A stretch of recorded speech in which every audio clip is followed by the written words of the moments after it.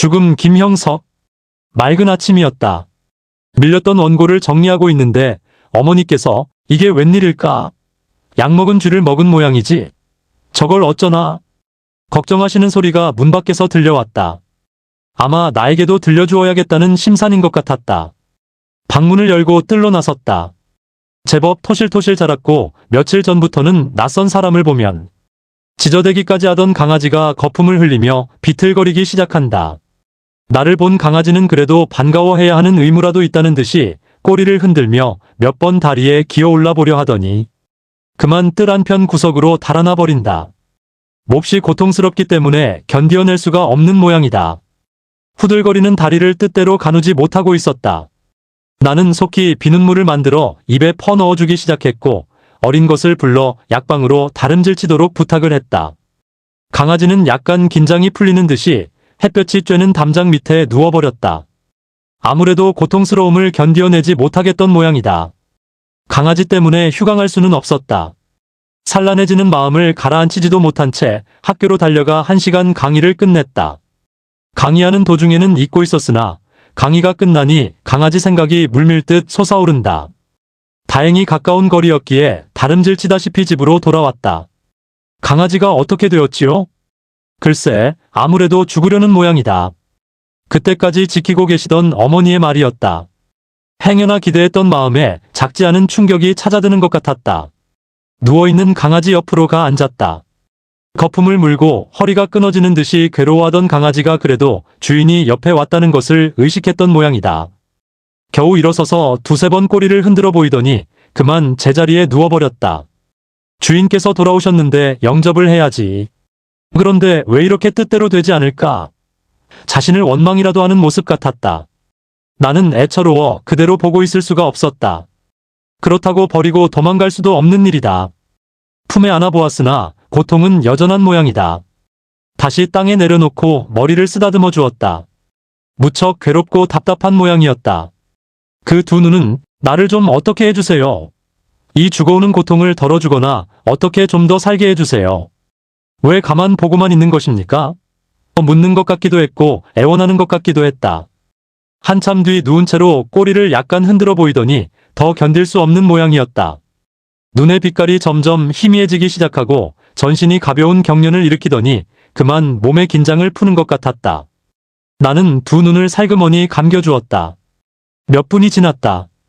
강아지는 곱게 완전히 누워버렸다. 꼭 잠든 것 같았다. 가볍게 입을 벌리고 있는 모습이 흡사 세상은 너무 괴로웠다.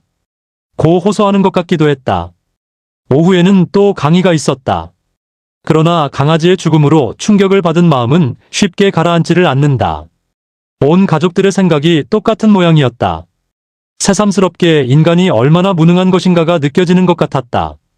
작은 강아지 한 마리의 생명을 어떻게 하지 못하는 인간이 철학을 논하고 예술을 말하며 과학의 위대성을 떠들고 있다. 여러 해 전에는 미국의 덜레스 국무장관이 세상을 떠났다. 온 세계 사람들의 주의와 기대가 그의 병원으로 집중되었다. 최고의 의학을 자랑하는 의사들이 그의 암병을 저지시켜 볼 양으로 최선을 다했다. 그러나 그는 마침내 세상을 떠날 수밖에 없었다. 그의 장례식에는 전 인류의 마음과 뜻이 묶여있는 것 같았다. 그것은 작고한 위인의 죽음을 위한 심정이기도 했으나 인간들이 똑같이 지니고 있으며 맞이하게 되는 죽음이라는 공통적인 운명에 대한 엄숙하고도 경건한 마음의 표정이었을지도 모른다. 어쨌든 전 인류의 성의와 노력을 가지고서도 그 한 사람의 생명을 구출할 수 없었던 것이 사실이다. 죽음은 이렇게 강하다. 죽음은 이렇게 절대적이다. 100만 광년이 걸려야 지구에까지 비치어 오는 어떤 별이 있다고 한다. 그러나 삶에서 죽음의 거리는 그보다 몇백만 배나 더 먼 것이다. 하나는 양의 거리를 말하나 후자는 질의 차이를 말하기 때문이다. 그러나 이러한 죽음 및 죽음의 가능성은 어디에나 있다. 순간마다 있으며 삶의 한복판에 언제나 자리 잡고 있는 것이 아닌가. 이제라도 찾아오기만 하면 죽을 수밖에 없는 삶이 죽음의 바로 앞에서 모든 기대와 욕망을 가지고 살아가고 있다는 것이 우리들의 인생이 아니고 무엇인가 생각하면 우스운 일이다. 아니 무서운 일이다. 그러나 다시 생각해보면 이상스러운 일이다. 그날 오후 나는 강의를 끝내면서 내가 학교로 오고 있는데 어떤 학생이 뛰어오고 있었습니다. 그의 이마에는 땀방울이 흐르고 있었습니다. 만일 내가 그에게 왜 그렇게 뛰어갑니까? 묻는다면 그는 강의 시간에 늦어서 그럽니다. 늦으면 어떻게 됩니까? 공부를 충분히 못합니다. 공부를 많이 하면 어떻게 됩니까? 좋은 취직을 합니다. 취직을 하면 무엇합니까? 좋은 가정을 가지고 잘 삽니다. 잘 살면 무엇합니까? 잘 산 뒤에는 죽습니다. 고 대답할 것입니다. 그렇다면 긴 질문과 대답을 되풀이할 필요가 없이 식을 빼놓고 답만 쓰는 식으로 한다면 어떻게 됩니까? 학생은 지금 왜 그렇게 열심히 뛰어가고 있습니까? 죽으려고 뛰어갑니다. 는 대답이 나올 뿐입니다. 라고 이야기했다. 학생들은 와마이너스하고 웃어댔다.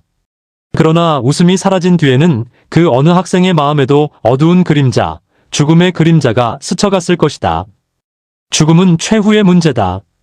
그러므로 죽음의 문제를 해결짓는 것은 모든 학문과 예술과 사상의 마지막 결론일 것이다. 그러나 누가 이 문제를 해결지어 주었는가? 반드시 해결지어야 할 문제이면서도 모두 자기의 문제는 아닌 듯이 생각하는 것은 무엇 때문일까? 이렇게 스스로 묻고 있는 순간에도 죽음은 찾아오고 있는데